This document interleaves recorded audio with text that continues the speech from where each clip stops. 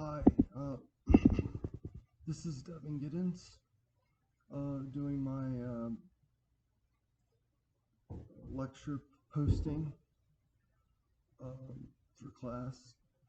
I want to apologize in advance if maybe I don't sound super clear and for the coughing and the casual outfit.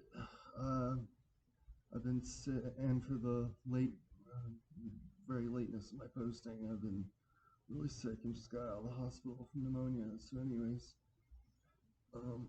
you just bear with me. I would appreciate it.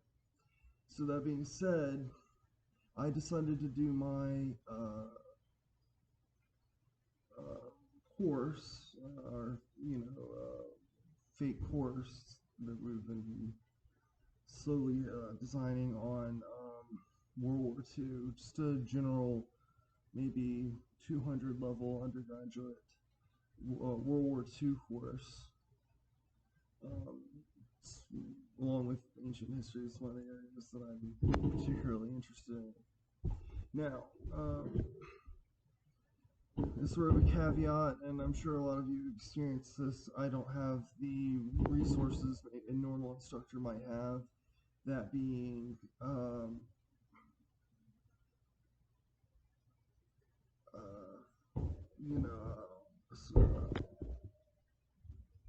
materials in a classroom,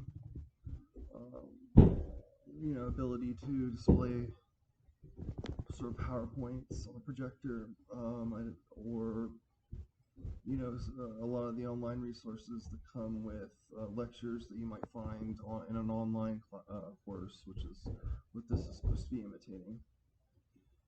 For the course, I did choose a book, a primary book, which I found by Liddell Hart, and so I might reference that. So I wanted to focus specifically in World War II on a lecture on Operation Barbarossa, which was the German invasion of the Soviet Union on June 2nd, 1941. Just for a little context, they had been at peace and even carved up Poland together in 1939, which was the start of the war in European theater. And they came to that agreement, non-aggression pact, the Molotov-Ribbentrop Pact. However, Hitler had always been vehemently anti-communist, and he was once said to have made the remark that with the Soviet Union, all you have to do is kick in the door and the whole rotten structure will come falling down. It was their belief that communists were sort of the sworn enemies of the National Socialists. So the idea of a Nazi invasion of the Soviet Union wasn't too far-fetched, and both sides were aware of this. However, Stalin was ill-prepared for the invasion, given recent military purges of high-level officers, which left his forces poorly commanded. Sorry. Secondly,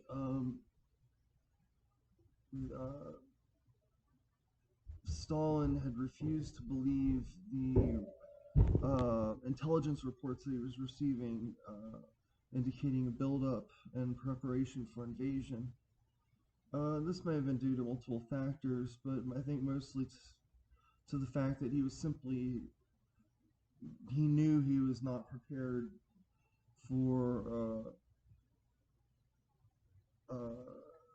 a German invasion. He knew his forces had been weakened and needed to be rebuilt. A new defensive line needed to be built in eastern Poland, which had not been done so yet. So there were a lot of problems.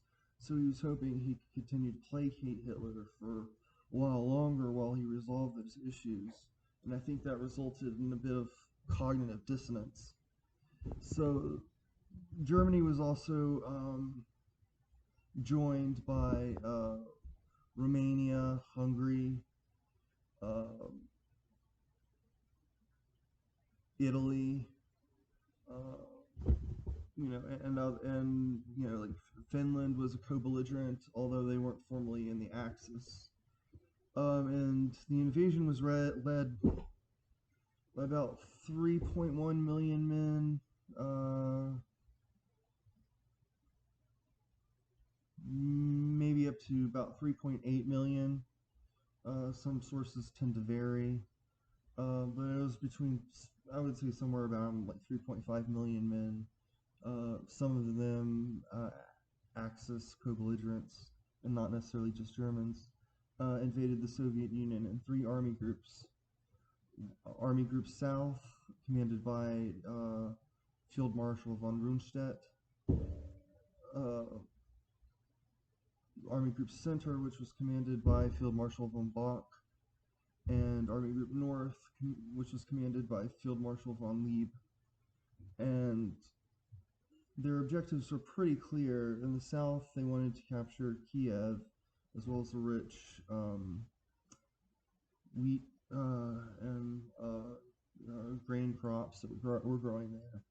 In the center, they wanted to capture Moscow, the political capital of the Soviet Union and residing place of the government. And in the north, they wanted to capture St. Petersburg, well, at the time named Leningrad, which was the capital of former Tsarist Russian Empire and Russia's second biggest city. And so the loss of these three cities would have been huge. Now, during the course of the invasion, Operation Barbarossa achieved some spectacular results. At least 3.3 million Soviet prisoners were taken in huge battles of encirclement. Now, between Stavka, the Soviet High Command, and the poor leadership in the ground from inexperience or ineptitude, the Soviet generals at the time just simply did not know how to avoid these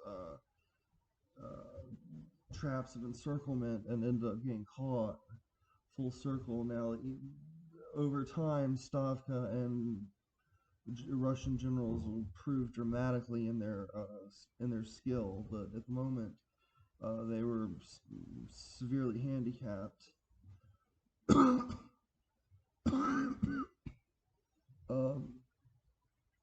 And also, millions of Soviet civilians have been killed.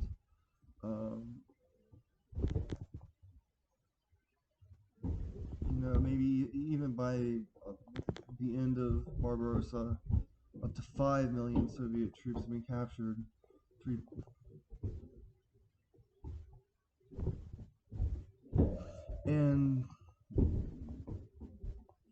3.3 million being from some of the earlier campaigns.